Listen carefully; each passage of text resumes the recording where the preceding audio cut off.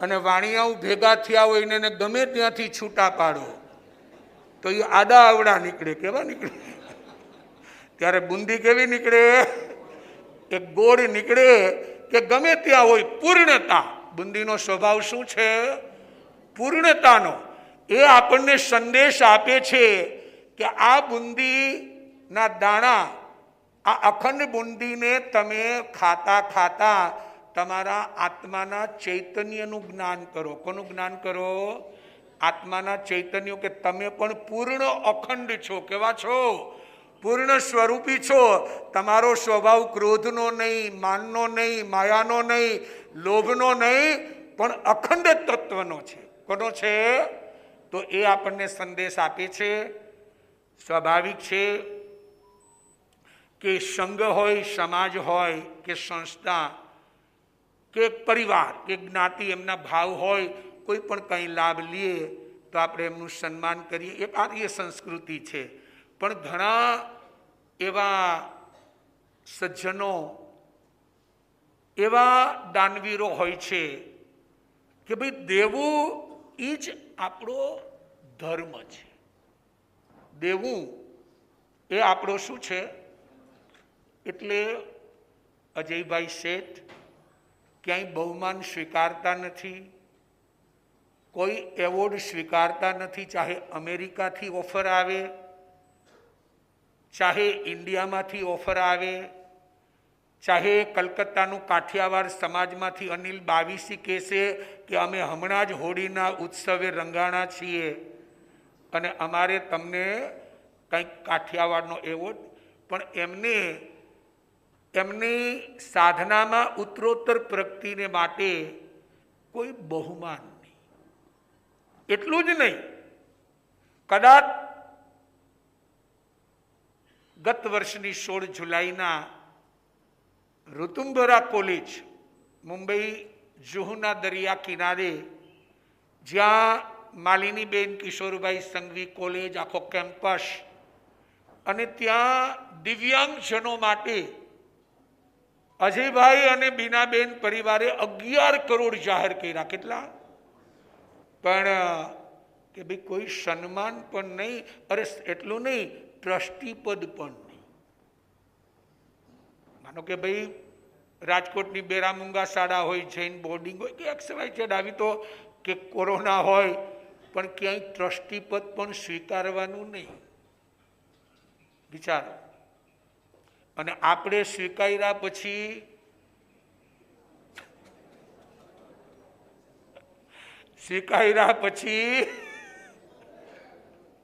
યાવતચંદ્ર,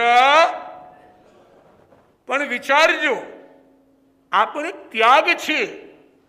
આ એક અવસ્થા આપણી આવે એટલે એવું ખાલી સંસ્થામાં કે સંઘમાં નહીં, તમે પરિવારમાં હો તો પણ તમારી એક અવસ્થા આવે. દીકરાઓ મોટા થઈ જાય, પૌત્ર મોટા થઈ જાય, દુકાને બેસતા થઈ જાય, રૂપિયા ગણવા લાગે, રાત્રે બેગમાં પેક કરીને ઘરે લઈ આવે, ત્યાં સુધી આપણે ચીચોડો ચાલુ જ રાખીએ કે કેટલા આવ્યા એ ખબર પડે પછી જ મને નીંદર. તો પછી આમાં આપણું ક્યારે કરશું ભાઈ? એ અમુક થાય એટલે એને છોડી દેવાનું. શું કરવાનું? છોડી દેવાનું. તો ધર્મવત્સલા બીનાબેન અજયભાઈ શેઠ પરિવારે આ મોદકનો આ સવાયો લાભ. અને જુઓ, અબોલ પશુઓ માટે, આ તો આપણે તો આ મહાવીર જયંતિનું આયોજન છે, પણ અબોલ પશુઓ માટે રાજકોટ સરદારનગર જૈન સંઘમાં રોજના, આ કોરોનાથી શરૂઆત કરી, રોજના 2400 લાડુ. કેટલા? 2400 લાડુ રોજના બને છે. રોજના. અને રોજ ગૌ માતાઓને અર્પણ થાય છે. એ સંપૂર્ણ લાભ એ પરિવાર લે છે. કોવિડની અંદર ડોક્ટરો પેશન્ટો ને નહીં તો 3.5 કરોડનો સૂકો મેવો આપ્યો. પોતે 6 વાગે પોતાની કાર લઈ અને કલેક્ટરની મંજૂરીનો પાસ પહેરીને નીકળી જાય અને આખી બોમ્બેની રોજ 2-4 હોસ્પિટલો, દર્દીઓ, પેશન્ટો, કારણ કે એનર્જીની જરૂર, બધાને સૂકા મેવાના પેકેટ આપવાના હાથેથી. સ્વયં વિચારો.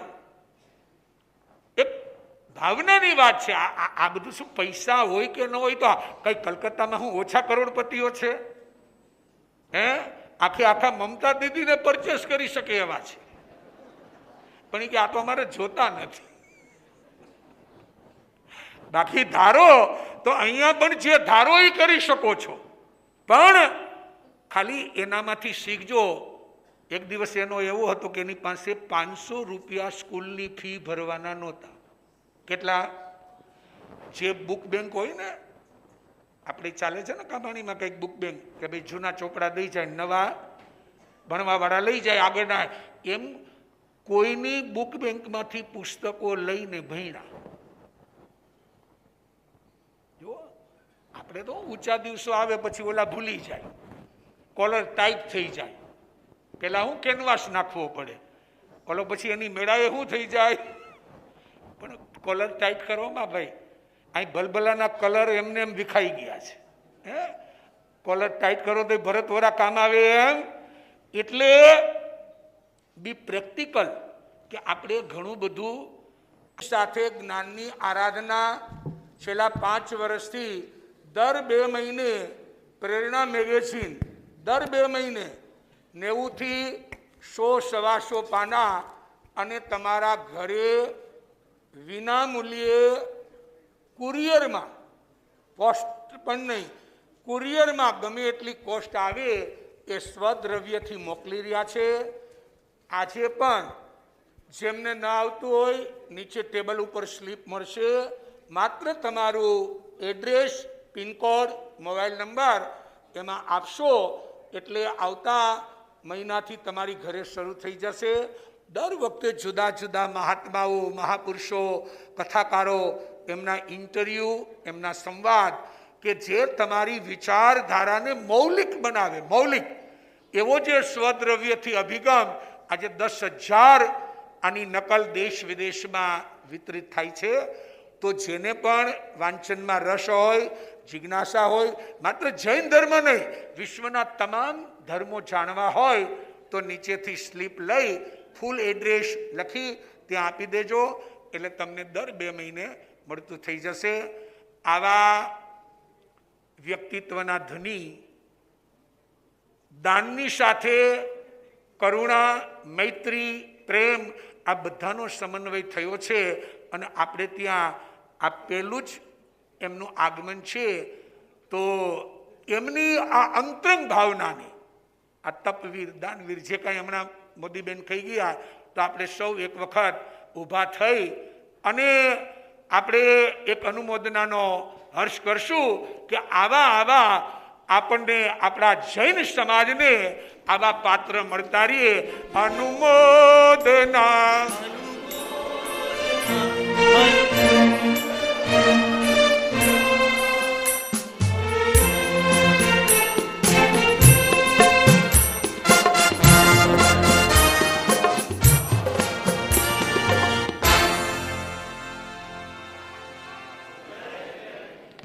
ખાલી ઉતરી જશે.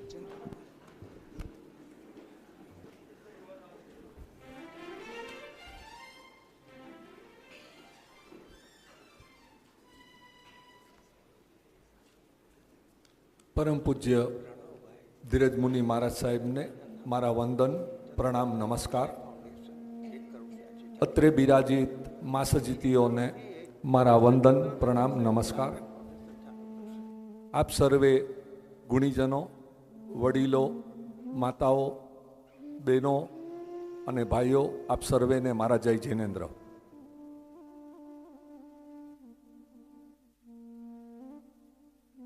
મારું વ્યક્તિત્વ શરૂ કરું એ પહેલાં એક ક્લેરિફિકેશન આપવું બહુ જરૂરી છે કે ઘણા બધા શબ્દો મારા માટે બોલાયા, પરંતુ મારા મા સ્વામીની સમજણ એક જ મને આપવાની હતી કે આ બધા શબ્દોની માયાજાળમાં નહીં જતો, પરંતુ પોસિબલ થાય તો એક માનવી બનવાની કોશિશ કરજે. અને એ જ કોશિશ બીના અને હું કરી રહ્યા છીએ. મને નથી ખબર કે આપણે દાનવીર કેવી રીતે થઈ જઈએ, આપણું છે શું કે આપણે કોઈને આપી શકીએ. આપણે તપ આપણા માટે કરીએ છીએ, આપણે જ્ઞાન એ આપણું સમજણ અને વિવેક શક્તિને ખીલવવા માટે કરી રહ્યા છીએ. તો જો આ બધા સદ્ગુણો જે આપણામાં કહેવાય છે કે આપણા આત્માના, આપણા જીવના સદ્ગુણો છે જન્મથી, એ જો ખીલવવાનો આપણે પ્રયત્ન કરીએ અને એના પણ જો વખાણ થાય તો મને લાગે છે કે something is wrong with us. આજનો વિષય છે હુ કંટ્રોલ્સ અવર લાઈફ. આપણા જીવનને કોણ નિયંત્રિત કરે છે, નિયંત્રણ કરે છે? હુ કેન ડિસ્ટર્બ અસ? કોણ આપણને પરેશાન કરી શકે છે? મોટે ભાગે જ્યારે આ પ્રશ્ન આવે છે ત્યારે આપણે એ જ જવાબ આપીએ છીએ કે મારી જાત ઉપર મારો સેલ્ફ કંટ્રોલ છે, કોઈ મને ડિસ્ટર્બ કરી શકે એમ નથી. પરંતુ જો પગલે ને ડગલે આપણે જોવા જઈએ તો મિનિટે મિનિટે આપણે ડિસ્ટર્બ થતા હોઈએ છીએ. કોઈએ એક શબ્દ ખરાબ કહી દીધો તો આપણે ડિસ્ટર્બ થઈ ગયા, કોઈએ થોડું બહુમાન મારું ઓછું કર્યું અને કોઈ બીજાનું વધારે કરી નાખ્યું તો આપણે ડિસ્ટર્બ થઈ ગયા. કોઈ આપણને ખુરશી આગળ બેસવા નહીં આપી અને પાછળ બેસવા દીધી તો આપણે ડિસ્ટર્બ થઈ ગયા. વ્યવહારિક રીતે કોઈ પણ વસ્તુ બનવી એ આપણા કંટ્રોલમાં નથી, પરંતુ એ વાત જે બને છે એનું રિએક્શન કેવી રીતે આપવું એ આપણા કંટ્રોલમાં છે. અને એ કંટ્રોલમાં જો આવી જાય તો ખરેખર જે આપણા જીવનનો ઉદ્દેશ્ય છે કે હર હંમેશ શાંતિમાં રહેવું, હર હંમેશ પ્રસન્નતામાં રહેવું, હર હંમેશ ખુશીમાં રહેવું, એ આપણે બહુ સહેલાઈથી અચીવ કરી શકીએ એમ છીએ. પરંતુ તકલીફ ક્યાં છે કે આપણે બધા એટલા બધા સેન્સિટિવ છીએ, લાગણી પ્રધાન છીએ. જન્મથી કોઈ પણ કારણસર મનુષ્ય પાસે આટલી બધી સમજ હોવા છતાં, આટલી બધી બુદ્ધિ હોવા છતાં એનો અહંકાર છે એને એવી મોટી તકલીફમાં મૂકે છે કે ક્ષણે ક્ષણે એક ક્ષણ ખુશમાં હોય અને છતાં પણ કંઈક કરી દેવામાં આવે.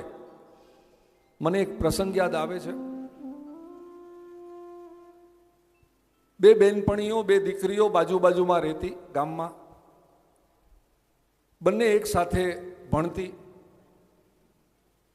અને એક દીકરીનો નંબર પહેલો આવે અને એની પાડોશી દીકરીનો નંબર બીજો આવે.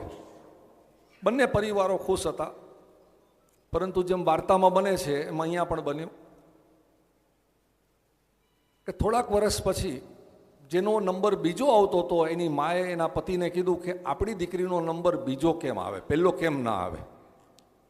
ઓલો કે પહેલો આવે કે બીજો આવે શું ફરક પડે છે? તો કે ના, આપણી દીકરીનો એકવાર તો નંબર પહેલો આવવો જોઈએ. ભાઈએ ઘણું સમજાવ્યું પણ બેન નહીં સમજ્યા. તો કહો ઓકે, એક્ઝામના આગલે દિવસે મને યાદ કરજે, તારું કામ થઈ જશે, આ વખતે તારી દીકરી પહેલો નંબર આવશે. એક્ઝામના આગલે દિવસે જેનો બીજો નંબર આવતો હતો અને બંને બહેનો ગણો, દીકરીઓ ગણો કે બેનપણીઓ ગણો, બંને સાથે એક્ઝામમાં જાય. ઓલા ભાઈએ કહી દીધું કે તું આપણી દીકરીને લઈને પહેલાં એક્ઝામમાં પહોંચી જજે, તું પહોંચી જાજે, આ વખતે કંઈક બાનું આપી દે. બાનું આપી દીધું. જેનો બીજો નંબર આવતો હતો એ દીકરી અને મા એક્ઝામ હોલ પર પહોંચી ગયા વહેલા. જેનો પહેલો નંબર આવતો હતો એ ને એના ફાધર સવારના નીકળે છે ત્યારે આ ભાઈ ત્યાં જઈ અને જરાક ચેનચાળાને મસ્તી મજાક કરવાની શરૂ કરે છે. એને ખબર હતી કે આ એની વીકનેસ છે, આને મસ્તી મજાક જરાય ગમતી નથી, એટલે મસ્તી મજાક ચેનચાળા કરવાનું શરૂ કરે છે. એમાં જે દીકરીનો નંબર પહેલો આવતો તો એના ફાધર ઉશ્કેરાઈ જાય છે, એટલે થોડા વધારે ઉશ્કેરે છે. એ ઉશ્કેરાટમાં જેનો પહેલો નંબર આવતો તો એ દીકરી રડવા માંડી. અંતરત આણે કીધું હું તો મજાક કરતો હતો, અને પાછા પોતાના ઘરે આવી ગયા. દીકરી એક્ઝામ હોલમાં બેઠી, પણ કારણ કે રડેલી હતી અને સાયકોલોજીકલી અફેક્ટ થઈ ગયું હતું, એટલે એનું પહેલું પેપર ખરાબ ગયું, પહેલું પેપર ખરાબ ગયું એટલે બીજું ખરાબ ગયું, એમ કરીને બધા પેપર ખરાબ ગયા. રિઝલ્ટ આવ્યું ત્યારે જેનો બીજો નંબર આવતો હતો એનો પહેલો નંબર આવ્યો, અને જેનો પહેલો નંબર આવતો હતો એનો 15મો કે 17મો નંબર આવ્યો. આ છે આપણી સાયકોલોજી. આપણે ગમે તે આપણને મળે પણ આપણે સુખી નથી.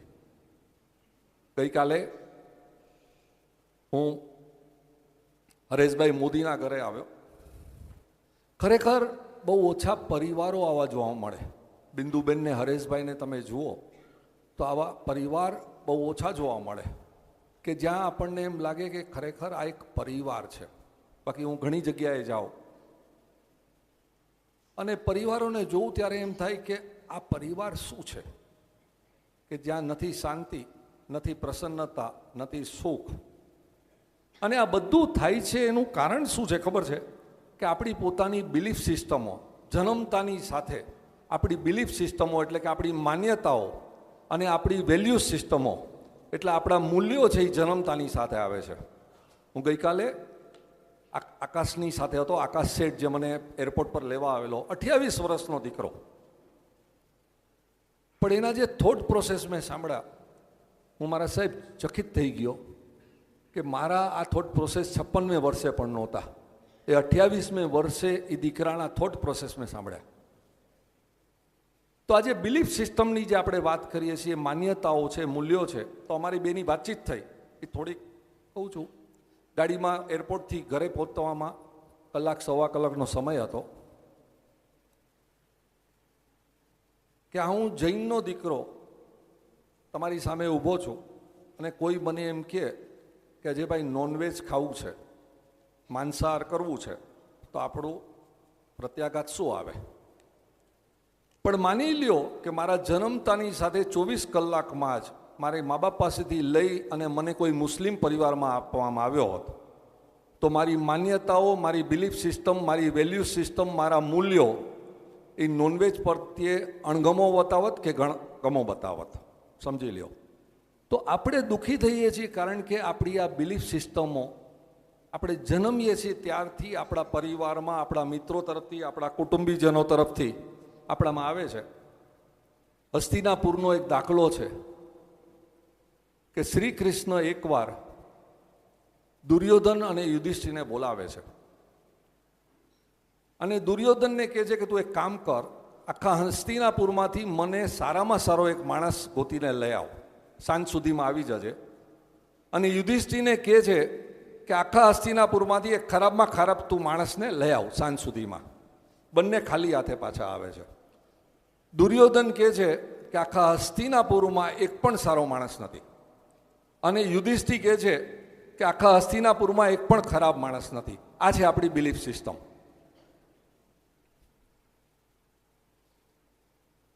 નાનપણમાં એક વાત વાંચેલી સત્ય કથા તરીકે. એક બહુ જ મોટા જ્યોતિષાચાર્ય હતા, રાજ્યના જ્યોતિષાચાર્ય હતા. એને ગ્રહોમાન હોય, આપણા નક્ષત્રો હોય, તારાઓ હોય, આભામંડળ હોય, એનું એટલું બધું જ્ઞાન હતું કે જ્ઞાન પરથી એ રાજા મહારાજાઓના જ્યોતિષ કહી દેતા કે તમારું આમ થશે, આમ થશે, આમ થશે. અને બહુ એને શોખ હતો. એ રાત દિવસ ગામની બહાર રાતના જ્યારે તારાઓ, નક્ષત્રો, ગ્રહો જોવા મળે ત્યારે રાતની બહાર રાતોની રાતો આખી નાખી રાત બહાર કાઢતા. એક દિવસ અંધારી રાતે ઉપર જોતા જોતા, ગ્રહોને જોતા જોતા એક ખાડામાં પડી ગયા. ખાડામાંથી નીકળવાની ઘણી કોશિશ કરી પણ બહાર ન નીકળી શક્યા. એટલે એણે થોડી બૂમો પાડવાની શરૂ કરી. ગામની બહાર એક ગરીબ માજીનું ઝૂંપડું હતું, એને એ અવાજ સંભળાણો. એ ત્યાં આવ્યા ટોર્ચ લઈને. એણે જેમ તેમ કરીને પોતાની જે પણ આવડત હતી, મહેનત હતી, જ્યોતિષાચાર્યને બહાર કાઢ્યા, પોતાના ઝૂંપડામાં લઈ ગયા. એના ઘાવ હતા એ બધામાં સાફ કર્યા. એને ગરમ દૂધ પીવડાવ્યું એક ગ્લાસ અને કીધું તમે રાતના અહીંયા સૂઈ જાઓ, સવારના અજવાળું થાય એટલે તમારે ત્યાં જજો. સવારના જ્યોતિષાચાર્ય એટલા ખુશ હતા કે એણે આ માજીને કીધું કે માજી, તમે મારો જાન બચાવ્યો છે, તમે કહો તો આ ગ્રહો નક્ષત્રો જોઈને હું તમારું ભવિષ્ય કહી શકું, અને મારે તમારી પાસેથી કાંઈ જોતું પણ નથી. માજીએ તરત ના પાડી દીધી કે ના ભઈલા, મારે કાંઈ જોવું નથી. જ્યોતિષાચાર્યને નવાઈ લાગી કે માજી, હું ફ્રી જોવાની વાત કરું છું. તો કે ભાઈ, તને નીચે જોઈને ચાલતા નથી આવડતું તો તું ઉપર જોઈને મારું ભવિષ્ય શું જોઈ લેવાનો. પણ આ જ એકચ્યુઅલી જોવા જાઓ તો આપણી બિલીફ સિસ્ટમો છે. આપણને કુટુંબ સાથે રહેતા આવડતું નથી, અને આપણે મોક્ષની, સ્વર્ગની, નર્કની, ભવિષ્યની, પુનર્જન્મની આ બધી ચર્ચાઓમાં આપણો સમય બગાડીએ છીએ. વાતે વાતે આપણે ખરેખર ગણો તો વાતે વાતે આપણે રિએક્શન આપી દઈએ છીએ, ગુસ્સો કરી દઈએ છીએ. એટલે મારા મા સ્વામી તો હંમેશા કહેતા કે આખા ધર્મને બાજુમાં ભૂલી જા, ખાલી 4 કસાઈ, ક્રોધ, અભિમાન, માયા અને લોભ, 4ને દૂર કરવાની કોશિશ કર, તું જીવન જીતી જઈશ. અને એનાથી આગળ વધીને કહેતા કે એવું જીવન જીવજે કે તું જ્યાં જાય એવું જીવન જીવજે કે મર્યા પછી તને સ્વર્ગમાં જવાની જરૂર ન પડે, પણ તું અત્યારે જ્યાં જાય, જીવતો હોય જ્યાં જાય ત્યાં સ્વર્ગ જેવું વાતાવરણ થઈ જાય. અને 2 પરિવારોને મળ્યો હું ગઈકાલે. એક હરેશભાઈને મળ્યો, એક નિકુંજભાઈને અને ભાવનાબેનને મળ્યો. અને આ પરિવારોને, એમના પ્રેમને જોઈને એમ લાગે કે આવા પરિવારોમાં જ્યાં સુખ હોય, શાંતિ હોય, પ્રસન્નતા હોય, ત્યાં દેવલોક જવાની અભિલાષા શું કરવા હોય? દેવલોક એના ઘરમાં જ છે. અને આપણે જો એ જ કરી શકીએ કે આપણે જો દેવલોકને આપણા ઘરમાં લાવીએ, આપણે ભલે કહીએ, સાહેબજી હમણાં વાત કરી કે 2550 વર્ષ મહાવીર સ્વામીના નિર્વાણના હમણાં આવે છે. આપણે હજારો વાર નહીં, લાખો વાર મહાવીર સ્વામીને અને ચંડકોશિયાની વાર્તાઓ વાંચી છે, પરંતુ ક્યાંય આપણે વિચાર કર્યો કે ચંડકોશિયાના ડંખ પછી પણ મહાવીર સ્વામીની કરુણા એવી ને એવી જ હતી. મહાવીર સ્વામીએ ક્યારેય ગુસ્સો કર્યો? ક્યારે ક્યાંય આવ્યું કે મહાવીર સ્વામીએ ગુસ્સો કર્યો? મને યાદ છે, એક મેન્ટલી રિટાર્ડેડ સંસ્થામાં હું છેલ્લા કેટલાય વર્ષોથી કામ કરું છું. મેન્ટલી રિટાર્ડેડ સંસ્થા એટલે જે છોકરાઓની માનસિક અસ્વસ્થતા હોય, સ્વસ્થતા ઓછી હોય, તમે ત્યાં જાઓ એટલે એ છોકરાઓ તમને જોઈને હસવા માંડે, તમારી સાથે ચેનચાળા કરવા માંડે, એનો મૂડ ખરાબ હોય તો તમારી સામે રાડો પાડવા માંડે. અને એ જોઉં ત્યારે આપણા મનમાં એક કરુણાનો ભાવ આવે કે ભગવાન, આવતા ભાવમાં આને કંઈક સારો બનાવજે, અથવા અત્યારે જ આને કંઈક સદબુદ્ધિ જો તારાથી આપી શકાય તો આપ કર. આ છોકરાની સ્થિતિ શું છે? નાના નાના છોકરાઓ હોય પણ માનસિક રીતે અસ્વસ્થ હોય. કેટલીય વાર જ્યારે હું સારા વ્યક્તિઓને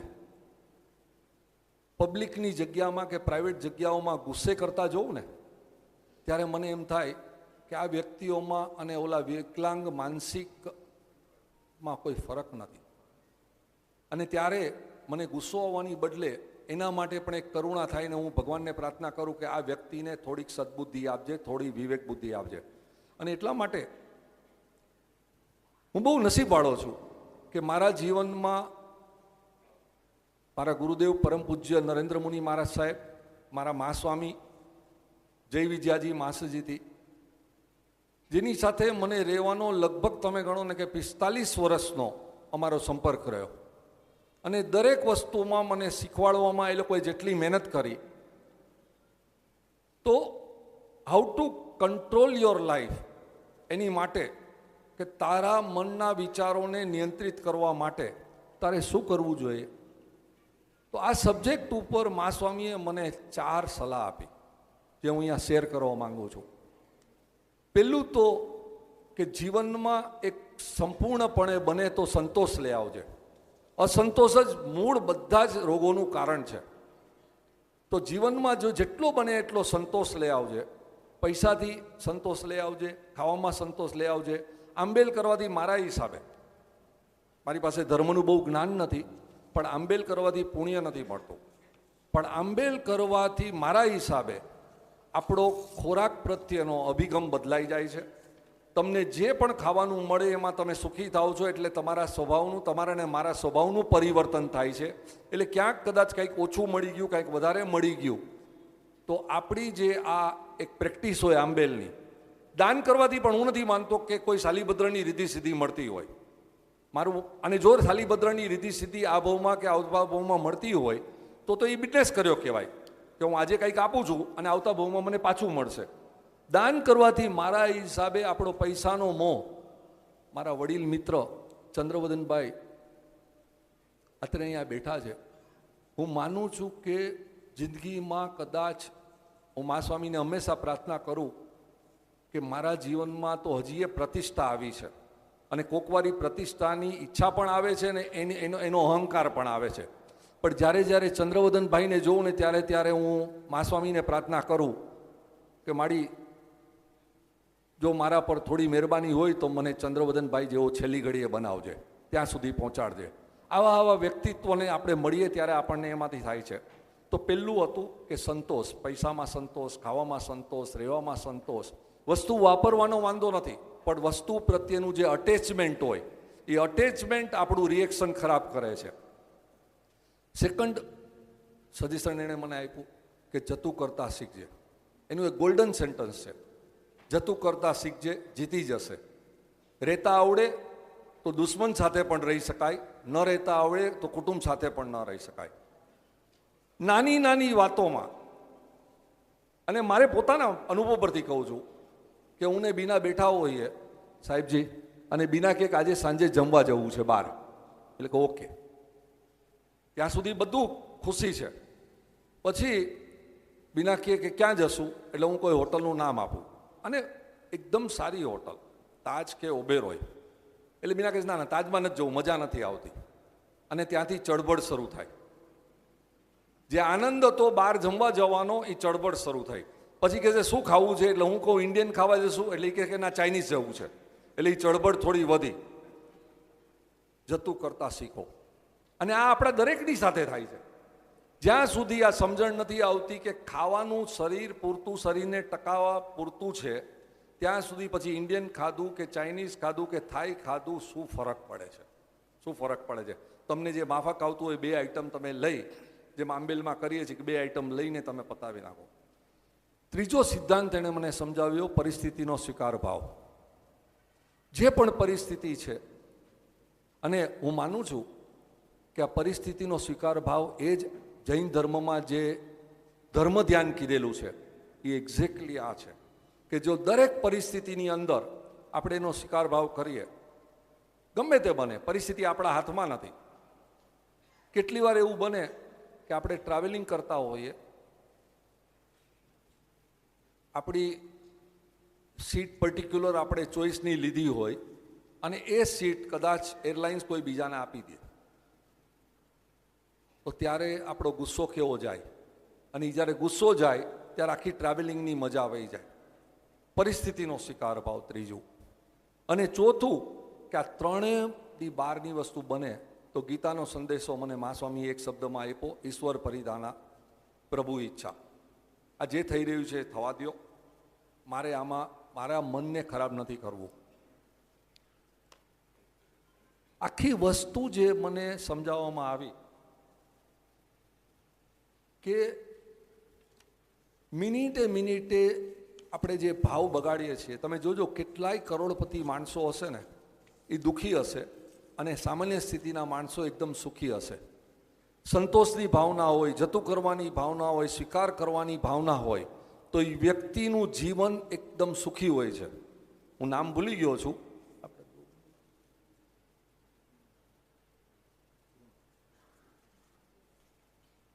હરેશભાઈ મોદીની ઘરે એક બ્રુનો કરીને નાનકડો ડોગ છે. ખરેખર એ ડોગને હું ગઈકાલ સાંજથી આજ સવાર સુધી જોઉં છું. મને એમ લાગે છે કે મારે કોઈનું નામ ન લેવાય, પણ મને એમ લાગે છે કે આપણા બધા કરતાં એ સૌથી વધારે સુખી, સંતોષી અને પ્રસન્નતામાં જીવે છે. એની જે સેવા થાય છે, એને જે પ્રેમ મળે છે, મને લાગે છે કે એ સૌથી વધારે જો પુણ્યશાળી આપણે ગણતા હોય તો એ સૌથી વધારે પુણ્યશાળી છે. નાની નાની વસ્તુઓમાં આપણે ધારણા કરી લઈએ છીએ. મને એક મારો પ્રસંગ યાદ આવે છે. હું ત્યારે મોરબી હતો મારા એક મિત્ર સાથે ગાડીમાં, અને મોરબીમાં બે ગાડી હતી. એક મારા મિત્રનો દીકરો ગાડી ચલાવતો હતો અને પાછળ મારી ગાડી હતી. અને ત્યાં મા સ્વામીનું ત્યાં ચોમાસું હતું, તો અમે દર્શન કરવા ગયેલા રાજકોટથી. એમાં અચાનક એ ગાડીનો એક્સિડન્ટ થયો. એક્સિડન્ટ થયો એટલે અમને કહેવામાં આવ્યું કે અહીંયા આગળ ઇમરજન્સીમાં એક નાનકડી હોસ્પિટલ છે જેમાં ઓપરેશન થિયેટર છે, હમણાં તમે એડમિટ કરો. અમે એમાં એડમિટ કરી. સિસ્ટરને કીધું તો કે ડૉક્ટર બહાર ગયા છે અને લગભગ બધા જ ડૉક્ટરો સાથે બહાર ગયા છે, પણ મેઇન ડૉક્ટર તો બહાર છે, પણ 15 મિનિટમાં હું ફોન કરું જો આવી શકે તો. એણે ફોન કર્યો. ડૉક્ટરે કીધું હું 15 મિનિટમાં આવું છું. 15 મિનિટની બદલે ડૉક્ટરે લગભગ 35-40 મિનિટ લીધી. મારા મિત્રનો ગુસ્સો 7મા આસમાને પહોંચી ગયો. ડૉક્ટરને કહે કે મારો દીકરો અહીંયા આગળ આ રીતે પડેલો છે અને તમને શરમ નથી આવતી? ન બોલવાના 2-4 શબ્દો પણ કહી દીધા. અને ડૉક્ટરે એકદમ શાંતિથી કીધું કે મને પહેલાં ઓપરેશન થિયેટરમાં જવા દો, પછી વાત કરશું. લગભગ ઓપરેશન થિયેટરમાં કલાક, સવા કલાક, 1.5 કલાક, અને સાચી બનેલી વાત છે, સવા કલાક, 1.5 કલાક લાગ્યો ડૉક્ટરને. ડૉક્ટર આવી અને કાંઈ બોલ્યા વગર એક જ વાક્ય કરીને કીધું કે તમારો દીકરો સહી સલામત છે. સિસ્ટર એટલે કે નર્સ તમને હવે બધા ઇન્સ્ટ્રક્શન આપી દેશે અને સાંજ સુધીમાં પછી તમારે રાજકોટ કે મુંબઈ લઈ જવાય તો તમે લઈ જજો પેશન્ટને. અગેન મારા મિત્રનો ગુસ્સો હદ ઉપરાંત ગયો. એણે સિસ્ટરને કીધું કે કઈ ટાઈપનો આ ડૉક્ટર છે? પહેલાં મોડો આવે છે, પછી આવીને જતાં પહેલાં વાત પણ નથી કરતો, મારા દીકરાને શું છે શું નહીં કાંઈ વાત નથી કરતો, કઈ ટાઈપનો ડૉક્ટર છે? સિસ્ટરની આંખમાં એણે આંસુ જોયા એટલે થોડો, અને હું પણ એક્સાઇટેડ હતો. અમે જ્યારે સિસ્ટરની આંખમાં આંસુ જોયા ત્યારે લાગ્યું કે કાંઈક વિચિત્ર વસ્તુ છે. એટલે એને પૂછ્યું કે સિસ્ટર શું થયું? તો કે સર, આજે સવારના ડૉક્ટરનો દીકરો તમારા દીકરા જેવડો જ હતો, એ એક્સિડન્ટમાં ગુજરી ગયો છે અને ડૉક્ટર સ્મશાનમાંથી મેં એને કીધું કે આ છોકરાને બચાવવું હોય તો ઇમરજન્સી નાનકડી મોટી સર્જરી કરવી પડશે, એટલે તમે આવો. અમને કાપો તો પણ લોહી ન નીકળે, એ જાતની પરિસ્થિતિ હોય છે. પણ આપણે કેટલીક વાર આપણી પરિસ્થિતિને જોઈને આપણે આપણી જાતને કંટ્રોલ નથી કરતા. એને કારણે કંઈ કેટલી વસ્તુ, અને એ દિવસે એ ડૉક્ટર માટે એટલું બધું રિસ્પેક્ટ વધી ગયું કે એનો દીકરો સ્મશાનમાં હોવા છતાં બીજાના દીકરાને બચાવવા માટે એ વચ્ચેથી 1.5 કલાક પાછા આવી ગયા. આઈ થિંક આ એક મેસેજ છે કે ખરેખર મુક્તિ અને બંધન વચ્ચેનો જો ડિફરન્સ હોય ને તો આપણા મનનો કંટ્રોલ છે. જો આપણા મન ઉપર જો આપણે કંટ્રોલ લઈ શકીએ તો સર્વ પરિસ્થિતિમાં આપણે મુક્ત છીએ, અને જો મન પર કંટ્રોલ ન હોય તો સર્વ પરિસ્થિતિમાં આપણે બંધનમાં જ છીએ. પછી ભલે ગમે તેટલો ધર્મ આપણે કરતા હોઈએ. Thank you very much.